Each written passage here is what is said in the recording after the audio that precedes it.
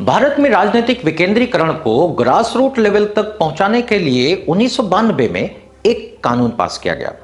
जिसे नाम दिया गया पंचायती राज कानून यानी पंचायती राज एक्ट। इस कानून को 73rd कॉन्स्टिट्यूशन अमेंडमेंट एक्ट से पास किया गया।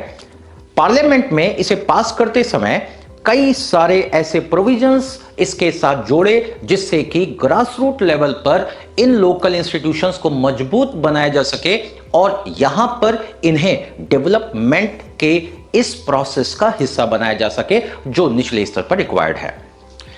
एक्चुअली भारत में पंचायती राज संस्थाओं की शुरुआत तो 2 अक्टूबर 1959 को ही हो गई थी, जब बलवंत राय मेहता कमेटी की रिपोर्ट ने यह साबित किया कि जब तक ग्रास रूट लेवल पर पॉलिटिकल डिसेंट्रलाइजेशन नहीं किया जाएगा, पीपल पार्टिसिपेशन को बढ़ाया नहीं जाएगा, तब तक किसी भी डेवलपमेंटल स्कीम्स के सफल होने की संभावना नहीं है। और ऐसा इसलिए किया गया क्योंकि 1952 में कम्युनिटी डेवलपमेंट प्रोग्राम, सामुदायिक विकास कार्यक्रम, जो कि एक बहुत ही एम्बिशियस प्रोग्राम था और बहुत ही महत्वाकांक्षी योजना थी, वो लैक ऑफ पीपल पार्टिसिपेशन के कारण फेल हो गई। और जब इसके ऊपर बलवंत राय मेहता कमेटी बनाई गई तो बलवंत राय मेहता कमेटी का मानना था कि जब तक ग्रास रूट लेवल पर एक बेहतर इंस्टीट्यूशनल सेटअप नहीं होगा, तब तक एक बेहतर पीपल पार्टिसिपेशन को इंश्योर करना संभव नहीं होगा। उन्हीं के रिकमेंडेशन पर 3 टायर पंचायती राज सिस्टम यानी विलेज पंचायत, ब्लॉक पंचायत और जिला पंचायत जैसी संस्थाओं का गठन सबसे पहले नागौर डिस्ट्रिक्ट, राजस्थान के नागौर डिस्ट्रिक्ट में 2 अक्टूबर 1959 को किया गया। हालांकि बहुत सारी इन जो प्रॉब्लम्स थी यानी यूनिफॉर्मिटी का कमी था, वो इसलिए था क्योंकि सभी राज्यों में एक जैसी व्यवस्था नहीं थी, जिसके कारण लक्ष्मीमल सिंघवी कमेटी, थुंगन कमेटी ने यह रिकमेंडेशन किया कि जब तक इन पंचायतों को संविधान में शामिल नहीं किया जाएगा, जब तक इनके कॉन्स्टिट्यूशन को कंपलसरी नहीं बनाया जाएगा, जब तक इनके फाइनेंस, इनमें लोगों के पार्टिसिपेशन को कॉन्स्टिट्यूशनली एंश्योर नहीं किया जाएगा, मजबूत नहीं किया जाएगा, तब तक इन संस्थाओं को हम डेवलपमेंट के मॉडल के रूप में विकसित नहीं कर पाएंगे, इन्हें डेमोक्रेटिक या ग्रास रूट डेमोक्रेसी का बेस नहीं बना पाएंगे। इसी वजह से 1992 में 73rd कॉन्स्टिट्यूशन अमेंडमेंट एक्ट पास किया गया और इसी एक्ट का नाम है पंचायती राज कानून। पंचायती राज कानून में क्या किया गया? संविधान में सबसे पहले तो पंचायती राज संस्थाओं को संविधान का भाग बनाया गया और इसके लिए संविधान के पार्ट 9 में पंचायत या पंचायतें नाम से एक चैप्टर जोड़ा गया। ये जो पंचायतों का अध्याय जोड़ा गया कॉन्स्टिट्यूशन में, इसके अंतर्गत कई सारे प्रोविजंस डाले गए। आर्टिकल 243 से लेकर 243O के बीच में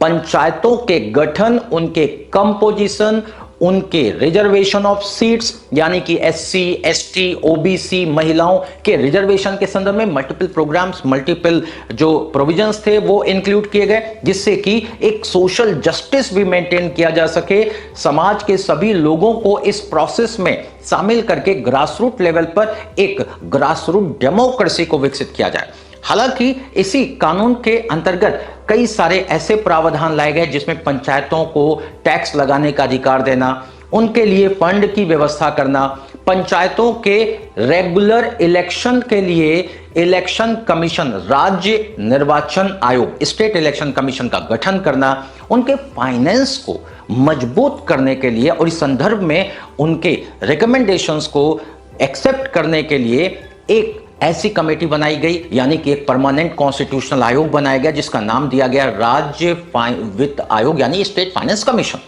इस तरह स्टेट फाइनेंस कमीशन का गठन करके पंचायतों की इकोनॉमिक और फाइनेंशियल स्थिति को मजबूत करने, उनकी स्टेबिलिटी को इंश्योर करने के लिए, उनके टर्म को फिक्स करने के लिए, उनका फ्री एंड फेयर इलेक्शन कराने के लिए प्रावधान किए गए और इसके लिए राज्य निर्वाचन आयोग यानी कि स्टेट इलेक्शन कमीशन का गठन भी किया गया। इसके अलावा पंचायतों के अंदर उनके फाइनेंशियल अकाउंटेबिलिटी को मेंटेन करने के लिए ऑडिट की व्यवस्था भी की गई।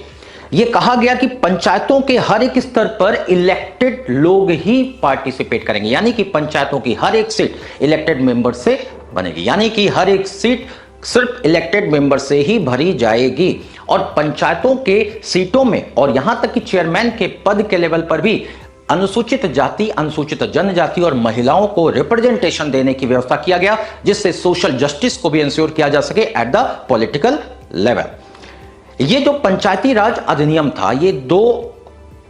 मायनों में इंपॉर्टेंट है। पहला तो ये सरकार का थर्ड लेवल है। थर्ड लेवल यानी पॉलिटिकल डिसेंट्रलाइजेशन का ग्रास रूट लेवल है, जिससे इस लेवल पर ये एक तरीके से पॉलिटिकल ट्रेनिंग कैंप के रूप में काम करते हैं, क्योंकि यहीं पर जो मेंबर्स यानी पंचायतों के सदस्य बेसिक लेवल पे पॉलिसी बनाना सीखते हैं और बाद में यही स्टेट लेवल पर और सेंट्रल लेवल पे जाके पूरे भारत और राज्य के लिए पॉलिसियों का निर्माण करते हैं।